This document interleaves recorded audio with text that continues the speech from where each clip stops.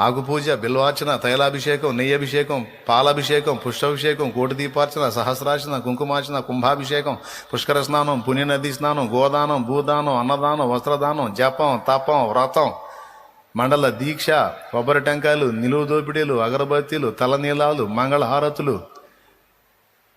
ఇన్ని ఎందుకు ఇవన్నీ అంటే చేసిన పాపాలు పోవటానికి. అంటే ఒకనాటికి నాకు వచ్చిన ధర్మ సందేహం ఏంటంటే, నేను చేసిన పాపాలకు ప్రతిగా ఇవన్నీ దేవుడికి నేను ఇచ్చే లంచాలు. ఇవన్నీ తీసుకొని నిజంగా దేవుడు నన్ను వదిలిపెడితే, పాపం పిల్లగాడు బిల్వార్చన చేశాడు, ఆకుపూజ చేశాడని నన్ను వదిలిపెడితే, నా వల్ల బలైపోయిన జీవితాలకి దేవుడు ఏమి సమాధానం చెబుతాడు?